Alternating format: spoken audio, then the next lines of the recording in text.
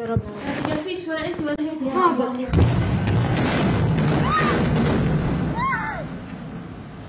يا الله اتصل هنا في البرج، هنا في البرج.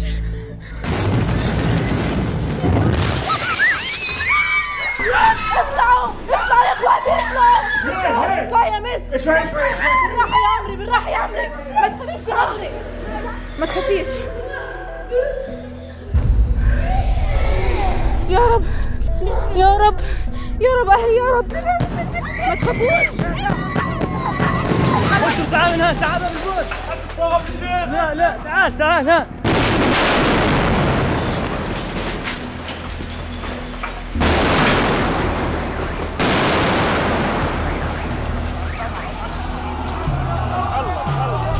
قصف جديد الآن. من جديد انهار البرج.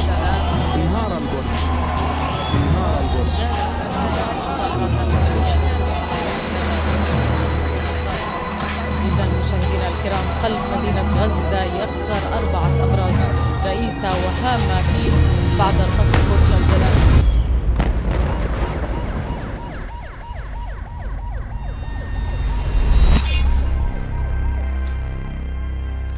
אנחנו בעיצומה של מערכה כבדה, מבצע שומר החומות. צה"ל תקף אתמול והיום מאות מטרות טרור של החמאס והג'יהאד האסלאמי ברצועת עזה. חיסלנו עשרות מחבלים, כולל מפקדים בכירים, הפצצנו מפקדות של החמאס, מוטטנו בניינים ומגדלים שמשמשים את ארגוני הטרור.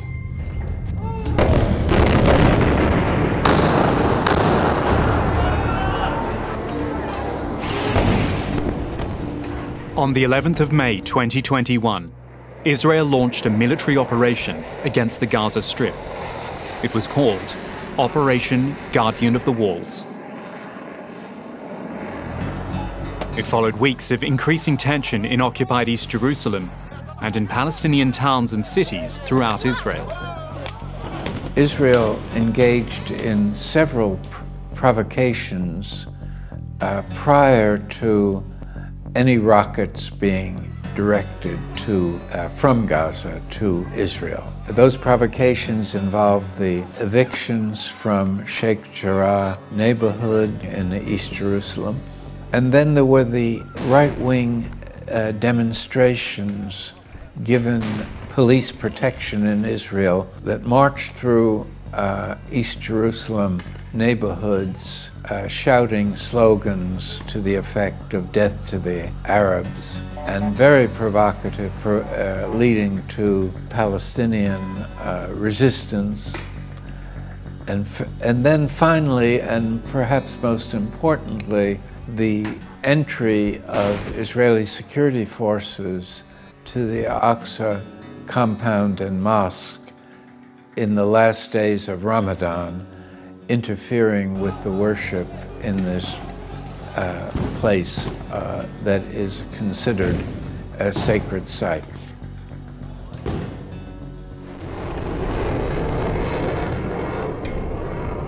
As part of this operation, Israeli warplanes bombed and destroyed 4 tower blocks in Gaza City, where Palestinians lived and businesses were based. These towers were in Gaza's busy Ramal neighborhood. Ramal is a commercial district and a residential area, where media organizations and international agencies also have their offices. قصف عنيف جدا جدا. هذا ورصدت كاميرا الجزيرة لحظة استهداف غارات إسرائيلية الجوهرة.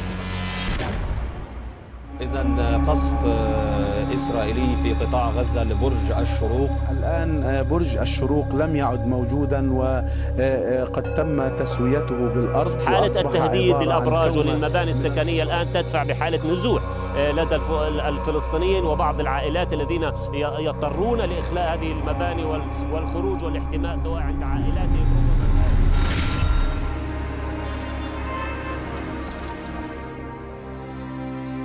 عندما نظرنا إلى خارطة الأهداف الإسرائيلية في الهجوم الإسرائيلي الأخير على قطاع غزة، وجدنا أنه يتركز بشكل أساسي على منطقة الرمال. منطقة الرمال هي حي يقع في قلب مدينة غزة، يقع على تماس مع 6 أحياء يقطنها حوالي 250,000 أو نصف مليون مواطن، أي أنه ربع السكان يقعوا في هذه المنطقة. هذه المنطقة تمتاز بالحيوية، بعيدة عن أي مخاطر عسكرية، آمنة نسبيا، تتركز فيها معظم المصالح التجارية والمصالح الترفيهية.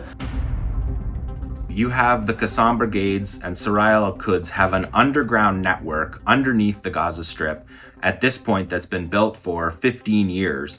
They have the capacity to keep their military operations and their planning separate from the largest civilian area in the Gaza Strip with the least military benefit. Because Ramallah is the furthest from the border. It's the most densely populated area of the urban environment. It militarily makes no sense.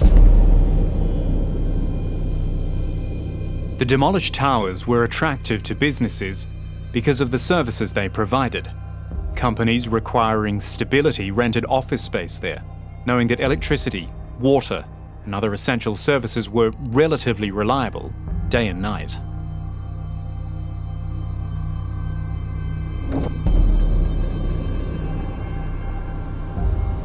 The Hanadi Tower was known for its sea view. It housed serviced hotel-style apartments, a health club, media organizations, technology businesses, and residential apartments. Al Jawhara Tower housed the headquarters of several media organizations, including the Palestinian National News Agency and other TV stations. There were also restaurants, offices, and apartments.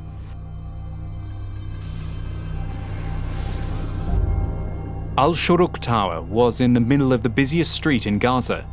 It contained dozens of shops, import and export offices, and some local media.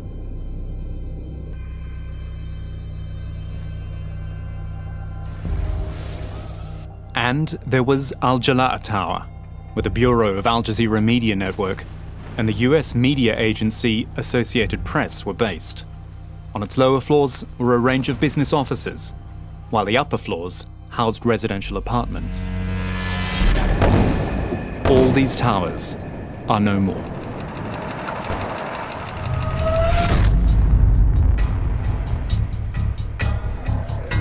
أجرينا فحص وبحث شامل حول هذه الأبراج، بذلنا جهود مبنية من أجل تجميع أكبر قدر ممكن من معلومات من قبيل هوية أصحاب هذه الشقق وطبيعة استخدامها. من بين أهم المعلومات التي حاولنا التحقق منها طبيعة استخدام هذه الشقق أو هذه الأعيان، لذلك توجهنا إلى بلدية غزة. بلدية غزة تمتلك كشوفات وبيانات محدثة حول طبيعة استخدام هذه الشقق. وجدنا أن كل هذه الشقق استخدمت استخدامات مدنية، إما شقق سكنية أو مكاتب خدمية، وهو الأمر الذي يدحض الرواية الإسرائيلية أن هذه الشقق استخدمت لأغراض عسكرية. Rami Abdo heads Euro-Mediterranean Human Rights Monitor, based in Geneva. It conducted an investigation into these attacks in Gaza and came to broadly the same conclusion as the people on the ground at the time, that the 4 towers had no military purpose whatsoever. However, the Israeli army disagreed, claiming the buildings were being used for military purposes. So where does the truth lie? Why were these towers singled out, bombed, and destroyed?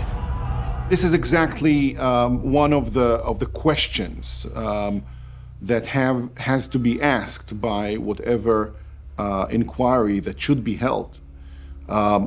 What was the primary goal of these attacks? Was it really to damage military objects that were in those buildings, or rather a show of force to intimidate the Gazan population? And if the latter, and it does seem like the latter, and if the latter, that's an illegal attack, and that's unlawful, and might amount to a war crime. The fact that missiles from Israeli jets struck the towers is undisputed. But what isn't clear is the reason behind the attacks, or the process of how exactly a building is selected for destruction. One man who may have an idea is Yaron Buskila. He's a retired Israeli military commander who worked as a special operations officer at the Central Command of the Israeli Army. When we know, and the first one we know that there is a terror organization or there is a terror activity in one of the buildings or a structure, there is a terror structure in Gaza. So first we start with our intelligence unit and we want to find out if there is civilians and not involve civilians in the building or around the building. Second, if we know that there is a civilian there, and we use many kind of ways to check this out, so we warn them. First of all, we call them and we ask them to leave the house. So the only ones that will be hit, it will be only terrorists in the place and not civilians or any other people that are not involved. محمد ايش صار معكم محمد؟ هذا فبلاد فجأة كنا عاملين وفجأة نزلت علينا الصواريخ 63 شقة.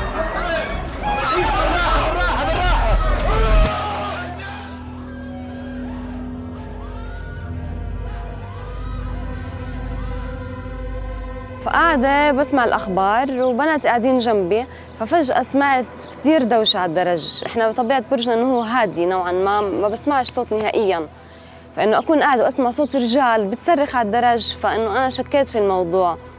فطلعت من عين الباب لقيت بيجروا، فتحت الباب لقيت بنت جاري فبتقول لي خالته اشردوا بدهم يقصفوا البرج. طبعاً نزلت، أنا ساكنة على الطابق العاشر آخر طابق. طبعاً نزلنا على الدرج، ما استخدمنا الأسانسيرات، وكله علمك كل برج في كل طابق فيه 6 شقق، كلنا نجري على الدرج، نسوان صغار كبار رجال.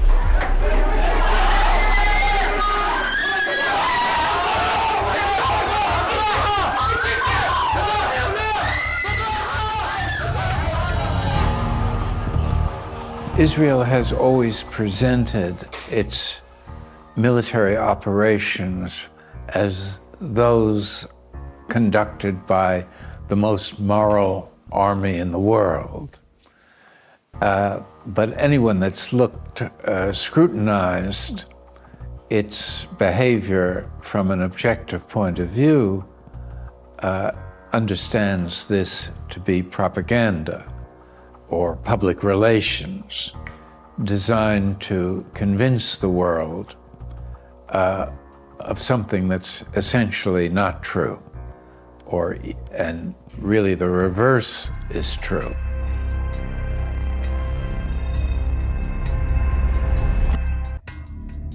في هذه اللحظات جيش الاحتلال ينذر أحد الأبراج وسط مدينة غزة بالإخلاء تمهيداً لقصفه. يابا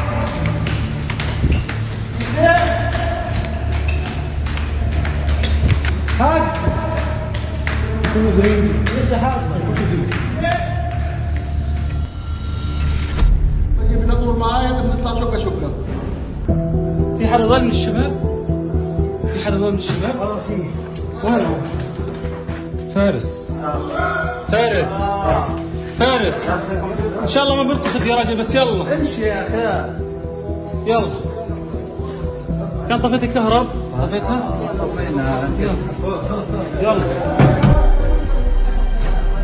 A caller from the Israeli military gave a warning of the imminent bombing of Al Jalaa Tower. With the deadline approaching, the owner pleaded on the phone for more time to evacuate.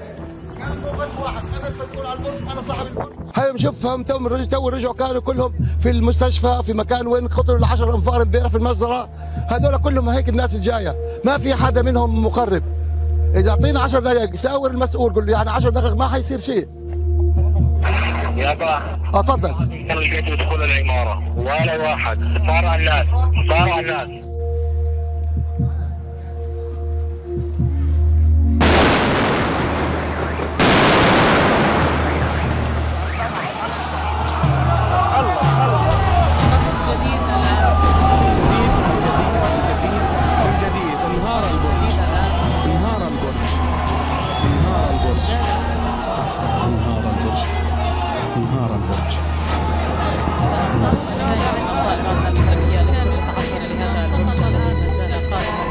إذا مشاهدينا الكرام، قلب مدينة غزة يخسر 4 أبراج رئيسة وهامة فيه بعد قصف برج الجلاء الآن وهدمه بشكل كامل في الطائرات في هذه الساعة من النهار بعد أقل من ساعة من إنذار سكانه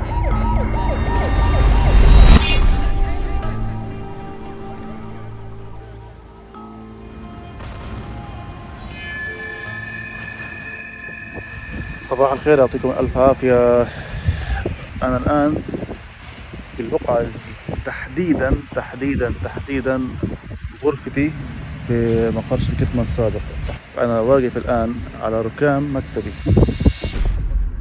العدوان لما بدأ علينا كنا احنا بآخر أيامنا في دوام في الشركة بالمكان هذا. خلصنا سكرنا باب الشركة وأغلقنا مقرها بالمفتاح وروحنا على البيت لليوم الثاني نستعد لأعمالنا. صار الموضوع إنه الساعة 4:30 بالتحديد اتصل فيه صديقي بيحكي لي محمد البرج هنادي بيخلوا فيه الناس، فهل الأمر صحيح أو لا؟ مش عارف شو أحكي لك. كنت يعني بوقت أو بموقف يعني بحكي مزحة، بحكي شط راس، بحكي الموضوع مش طبيعي مش صحيح. حكيت مع حارس البرج أبو محمد أكد لي الموضوع للأسف، وحكى لي معك خلال ساعة تخلي المكان أو تفضي المكان في المحتويات اللي فيه. تحكي أنت عن ساعة واحدة، الساعة هاي غير كافية تطلع من بيتك للمقر تاخذ حتى ورقة من المكان. تحكي أنت عن ساعة إخلاء. تخيل ساعة تشيل حلم 4 سنوات من مكتبك. شو تشيل؟ تشيل عفشك، تشيل أجهزتك، تشيل معداتك، تشيل أوراقك، تشيل أي ورقة صغيرة. فالأمر كان صعب.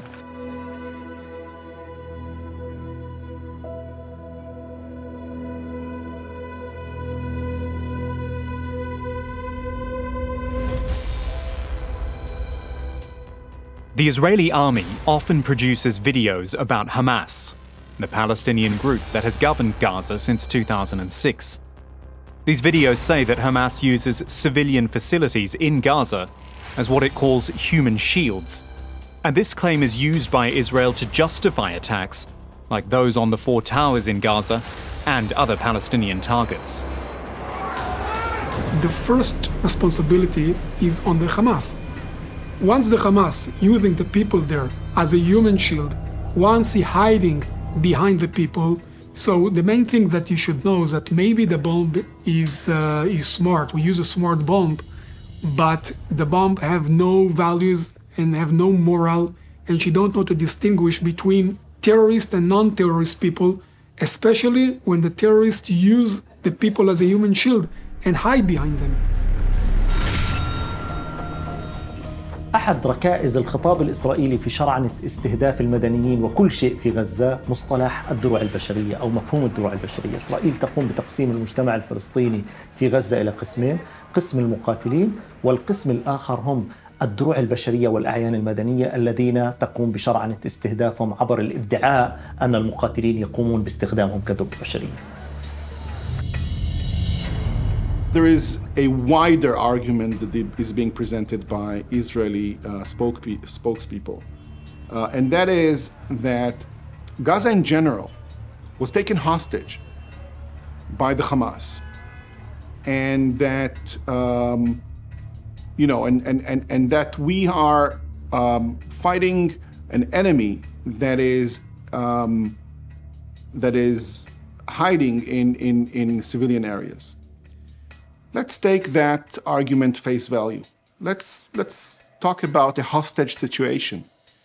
If Gazans are hostages, then you should allow yourself to do what you would be doing if Israelis were hostages.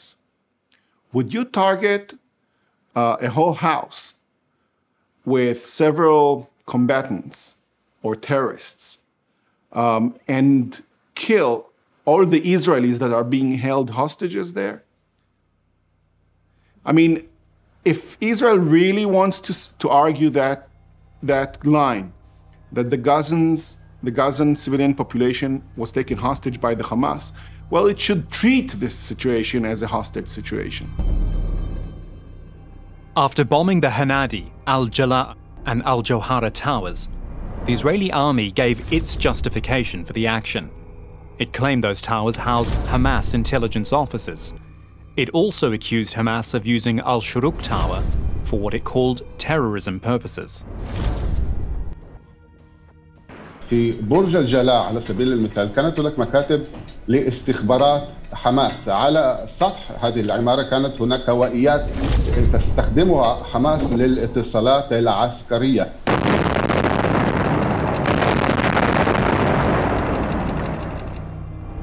Israel has claimed, at least in one case that I know of, that Hamas offices, and to be precise, Hamas intelligence, was housed in one of the towers. However, there's another principle of international laws of warfare, and that is the principle of proportionality.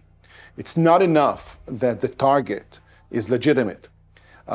If the expected result of an attack is massive damage to civilians and civilian objects that outweighs the military advantage of erasing the military target, then the attack is also illegal.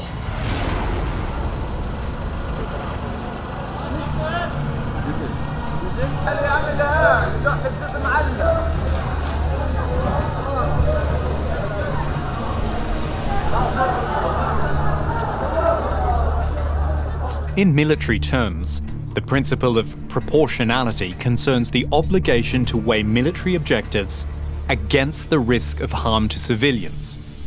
Armies around the world have the use of advanced weapons technology. Some guided missiles are able to limit the damage they cause, while others are highly destructive, and that includes those used to bomb the residential and commercial towers in Gaza. This choice of missiles gives the attacker the option of creating a targeted explosion in one part of a building, or launching a high-impact missile strike capable of destroying an entire tower block. Israel has precise munitions and bombs that make the notion of a mistaken strike almost impossible to believe. In other words, these missiles and bombs are so sophisticated in their targeting and are linked to GPS systems as to guide them precisely to their intended targets.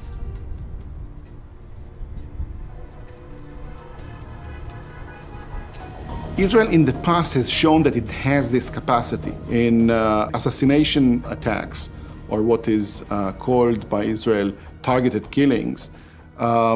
We had seen instances where missiles were shot at a specific window, specific apartment, specific rooms.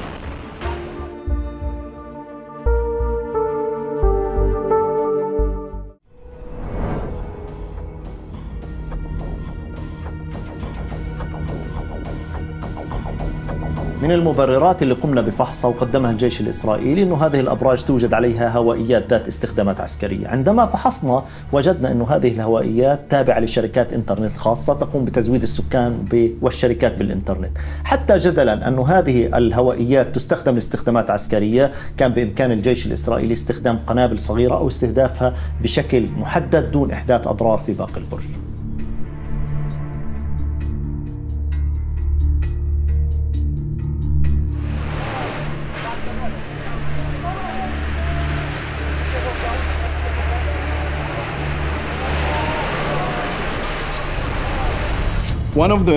One of the most important aspects of the principle of proportionality is the test that asks whether the same goal can be achieved with a more targeted, more focused, more restricted use of force that would put in risk much less civilians and civilian objects.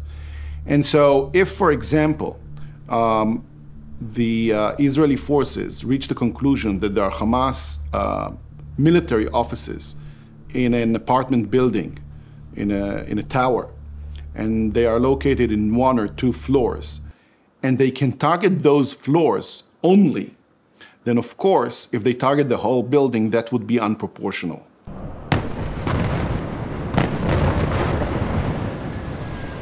ما يجعلنا على ثقة من عدم صحة الادعاءات الإسرائيلية، أنه عندما فحصنا هذه الأهداف التي استهدفتها إسرائيل بالتدمير وجدنا أنه في أهداف مشابهة أخرى، مثلا برج القاهرة وبرج الأندلس، وجدنا أنه إسرائيل استهدفت أهداف محددة لم تقم بتدمير كامل المبنى، وهو ما يعني أنه إسرائيل عندما استهدفت الأبراج التي استهدفتها بشكل كامل لم يكن في ذهنها استهداف أهداف عسكرية محددة، وإنما كان لها أهداف أخرى يفترض أن يتم التحقيق فيها.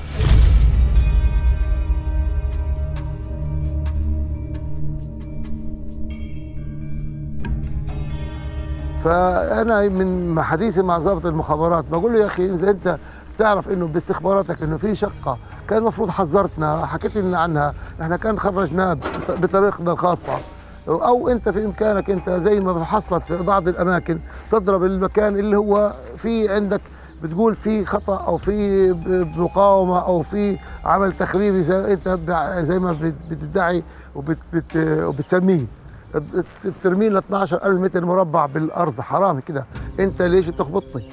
قال لا يا عم انت ضربت تل ابيب، يعني هو كل بتضرب تل ابيب تتوقع بدك تنزل بيت من البيوت الكبيره في غزه؟ طب اعطيني بس مبرر، ما اعطاني مبرر ولا حكى ولا شيء، يعني لا حكى لي انه في عندك مخربين، في عندك لو عنده هو علم ما كان حكى لي، قال لي احنا في الطابق ما دام هو عنده علم انه في مخربين هنا وعنده معلومات استخباريه ما كان حكى انه في الطابق الكذا في شقه لكذا او في المكتب الفلاني في مكتب بدير بيعمل بيسوي. If they knew that the strategic militarily relevant equipment was in the building, they must have known where in the building that it was. I mean, it would be hard to have the one type of knowledge without the other type of knowledge. And I think that a more reasonable interpretation is that this military operation was directed not only at Hamas, but at the overall population of Gaza. They had a hybrid motivation of both deterring and destroying what they could of Hamas's capabilities, but also warning the people that if they tolerate the leadership of Hamas, they must expect to suffer consequences at the same time. I've lived there for a number of years, and there's nowhere safe in Gaza. They're using the large weaponry as a spectacle to create an image that it goes on television. That's what it's for. It's so that everybody in Gaza gasps and says, oh my God. That is the point of that is the military objective, is to scar civilians. It's to terrorize civilians. It's to create a punitive cost, a penalty for resisting, for not just staying in your ghetto on starvation level Israeli allowances through the checkpoints, and to not say anything about it. And as soon as you fight back, they want to make the cost as heavy as possible. While Israel and Israeli lawyers have been referring to the Hamas offices as a justification for the attack, other Israeli spokespeople have said different things. They have talked about the damage to the towers as an advantage in convincing the Palestinian population that the way Hamas conducts its affairs will bring about economic collapse, that the collapse of the buildings is intimidating, and it's a show of force. Now, these kind of statements give rise to even deeper suspicions that it's not just a disproportional attack, but that actually the target of the attack was not a legitimate target. The aim of the attack was not legitimate, because intimidating the civil society, the population, is not a legitimate aim in the laws of warfare. הייתה תוקפנות שהגיעה מצד חמאס. אולי דווקא בגלל זה חמאס מורתע עכשיו, כי הוא ספג קורבנות רבים מבצע. מתן, לא עושים הרתעה נגד עם, בעיקר אזור תחת מצור, על ידי הרג ילדיו.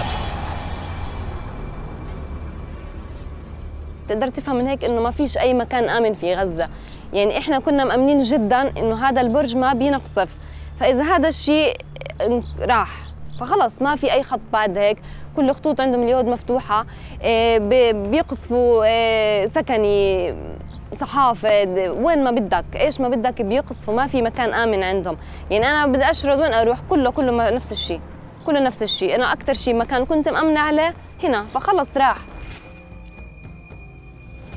بلشت مسيرتي المهنيه في برج الباشا في طابق 11 اللي اسقط في عدوان 2014، ثم اساسا انتقلت بعدها لبرج الجوهره اللي اسقط في العدوان الاخير، ثم جلاء اللي نفس اللي اسقط برضه من ايام قليله يعني. فتخيل انا كمان حتى ساكن مقيم في بيت الظافر الاربعه اللي اسقط في العدوان في الحرب في العدوان الاخير، وكمان انا اهلي ساكنين في مقابل برج الغفري اللي هدد في اخر عدوان، وهي اخر ما املك برج هنادي اللي اسقط تماما في شركتي يعني. فاحنا يعني شوف ابراج سكنيه، ابراج عمليه، لو بنحكي عن مبررات شو مبرر في برج سكني في برج الظافر الاربعه شو مبرر فيه؟ الباشا برج مهني شو مبرر فيه؟ الجلاء والجوهر برج اعلامي شو مبرر فيه؟ فيش مبررات، هذا كلها حجج واهيه حتى لاضعاف عزيمتنا، اضعاف قوتنا، انه يكسروا شركتنا، بس هاي كل القصه.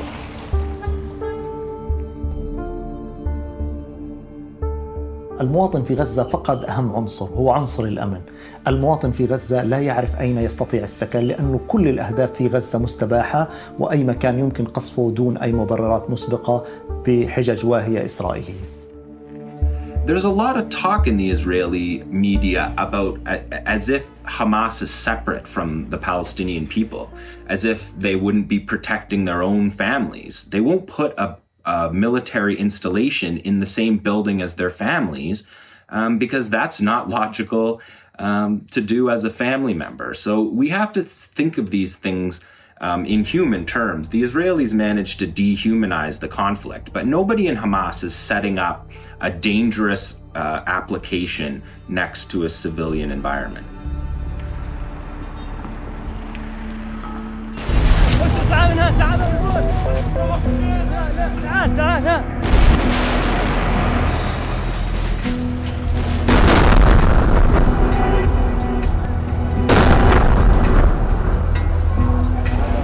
هذا صحيح انهار المبنى بشكل كامل.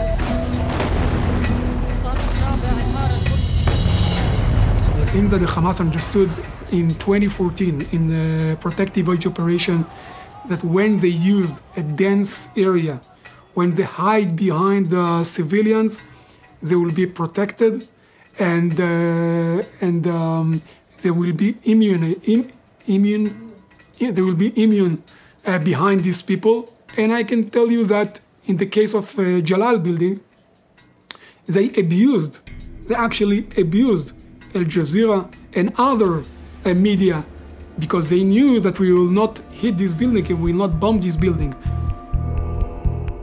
After Al Jalaa Tower was demolished, the president and CEO of the Associated Press news agency spoke to the media. We are shocked and horrified that the Israeli military would target and destroy the building housing AP's bureau and other news organizations in Gaza. They've long known the location of our bureau and knew journalists were there. As we press for proof of the allegations that Hamas was inside that same building as the AP and Al Jazeera bureaus, let me bring in the AP's top editor, Sally Busby. Were you ever informed before yesterday that Hamas might be operating there in the building? No. We've heard the Israelis say they have evidence. We don't know what that evidence is. We think it is appropriate at this point for there to be an independent look at what happened yesterday, an independent investigation into what happened yesterday. لدى الأمم المتحدة قسم اسمه قسم الأمن والسلامة Department of Security and Safety يصدر بشكل دوري تحديثات حول الحالة الأمنية للمنطقة في قطاع غزة. هذه التعميمات هي تعميمات داخلية غير منشورة. اطلعنا على هذه التعميمات ولم نجد أن هذه المناطق مصنفة لدى الأمم المتحدة أنها مناطق خطرة أو مناطق غير آمنة أو مناطق تستخدم استخدامات عسكرية. I think the army should present its case and evidence to the public in general. It's inconceivable that a residential civilian tower is being pancaked and the army that does it does not explain what was there that justified such a horrendous, brutal attack. The people that need to have these proofs, people that have the proofs and have all of the details that they should have about the Hamas, and we have it. But not every time we can expose the details to all of the world, because some of the evidence are based on intelligence units. So we cannot expose everything, but we do expose it to United States as an example, and to people that need it for, and we want them to know and to see that there is a terror infrastructure in this building. Gaza had a bombing over the weekend that housed a U.S. media organization. Do you feel that that was justified? Have you received a briefing on that? Do you want to get a briefing on that at this point? To me, looks like a major mistake by the Israelis, and I welcome contrary information, but this is part of the reason why we need to get a ceasefire very soon. Israel is not going to provide some sort of proper evidence that these towers were used for military purposes. The buildings themselves are commercial buildings. The Al Jalal building is a media building that has media offices functioning all the time, people coming in and out all the time, more so than any building in the entire Gaza Strip, other than maybe a hospital. People are going in and out of that building all the time. The idea that you have a secret facility in that building, it just doesn't hold to me. So-called Dahiya doctrine, which was developed in the war against Lebanon in, I think, 2006. Dahiya doctrine was explained by the IDF commander-in-chief at the time as deliberately inflicting disproportionate damage on the civilian population as a way of discouraging Hezbollah provocations. And in my view, and in the view of the Goldstone Commission that investigated the 2008-2009 military operation in Gaza, the Dahiya doctrine has been consistently practiced by Israel. In other words, it has made it part of its policy to engage in disproportionate responses to what it believes to be provocation. I do think that Israel's attacks against residential buildings, against media targets, against healthcare facilities on the Gaza Strip did help to shift U.S. public opinion against Israel, because it was a very dramatic and very visible affirmation of war crimes that Israel was committing, that was played out in real time over social media, over the news outlet. I never heard that the United States criticized about Al Jalal building. As what I know is the Israel gave them the information that they required about the Hamas structures that they have in the building, and from what I know, they get it. But I don't need to hear about this news. I know because I know the IDF, and I was serving in the IDF. We will never hit any target or any infrastructure that we don't know for sure that it's used by the Hamas or by any terror organization. Here, standing on Madison in solidarity to push for an end to the violence. Happening tonight, hundreds march through downtown Chicago as the bloody conflict in the Middle East pause. The Chicago Coalition for Justice in Palestine rallied in March tonight. Israel has been exposed. It's been exposed. Downtown tonight brought thousands of people out in support of Palestine.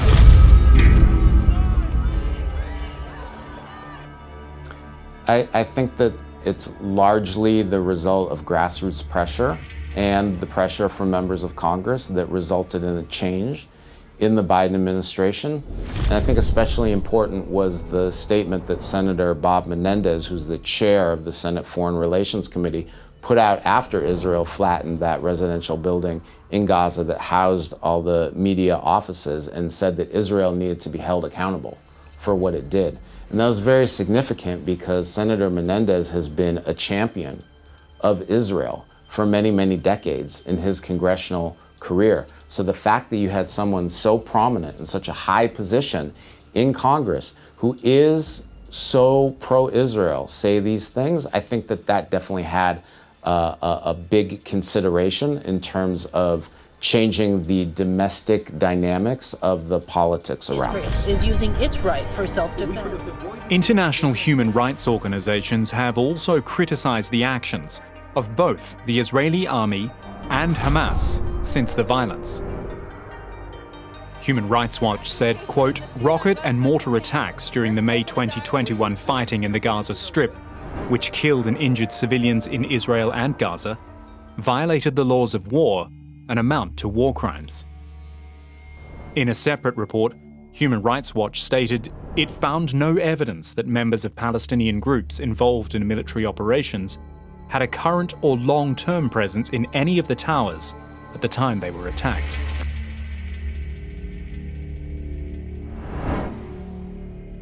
Although Israel undertook a number of precautions, such as advance warning of attacks in some cases, airstrikes in such densely populated areas resulted in a high level of civilian fatalities and injuries, as well as the widespread destruction of civilian infrastructure. Such strikes raise serious concerns of Israel's compliance with the principles of distinction and proportionality under international humanitarian law. If found to be indiscriminate and disproportionate in their impact on civilians and civilian objects, such attacks may constitute war crimes. إسرائيل تدرك زيف ادعاءاتها ومبرراتها، لذلك هي ترفض التعاون مع أي فرصة للتحقيق في الجرائم المرتكبة في قطاع غزة. إسرائيل رفضت التعاون مع لجنة التحقيق الأممية المشكلة عقب الهجوم الإسرائيلي عام 2014، ترفض التعاون مع المقرر الحالي لحالة حقوق الإنسان في الأراضي الفلسطينية، وأيضا رفضت التعاون مع المقرر السابق لحالة حقوق الإنسان السيد ريتشارد فورد. The United Nations top human rights official has condemned Israel's expulsion of the UN's special rapporteur from the country, calling it unprecedented and deeply regrettable. On Monday, Israeli authorities detained Richard Falk and held him for 20 hours before putting him back on a plane to Geneva. Falk recently Israel has understood that its legal arguments are not persuasive, so they've tended to attack the person or the institution. For instance, they called the ICC decision pure anti-Semitism. Rather than saying it was wrong for legal ground, they didn't bother with the argument. And the same thing in my experience, they want to wound the messenger rather than deal with the message, because their arguments are too weak now. And that's why I've been saying that the Palestinians are winning the legitimacy war. Their grievances are gaining more public support and understanding than Israel's propaganda, even though it's heavily subsidized and all kinds of ideological support. It's losing ground. أنا على يقين أنه لو توفرت آليات دولية للمساءلة وتمكن أصحاب هذه الأبراج وهذه المساكن اللجوء للتقاضي أمام جهات دولية، مما لا شك فيه أنه سيتم إدانة قادة الاحتلال بارتكاب جرائم حرب. احنا لما توجهنا للمحكمة لرفع قضية، احنا ما بدنا نرفع قضية ونخسرها. احنا لولا متأكدين بكل الدلائل وبكل البراهين انه ما في عندنا اي شيء معادي لدولة اسرائيل او مقاتل ضد دولة اسرائيل ما كان رفعنا القضية هذه. احنا عارفين انه حجج الاحتلال هي واهية وكاذبة وهي بس رش رماد على العيون لإسكات صوت الحقيقة. Al Jazeera condemned in the strongest terms the bombing and destruction of its offices by the Israeli military in Gaza. It said it viewed this as a clear act to stop journalists from reporting events on the ground. Efforts to rebuild Gaza following the May 2021 attacks are slow. 2 months after the bombings, the World Bank, the EU and the UN concluded a rapid damage and needs assessment report for Gaza. They estimated the recovery costs to be up to $485 million over the next 2 years. The human cost was the death of at least 253 Palestinians, including 65 children, killed in the Israeli bombardment. On the Israeli side, 12 people, including 2 children, were killed by Hamas rocket fire. Despite the bombing of their offices, Al Jazeera, Associated Press, and other media organizations continue to report on events in Gaza.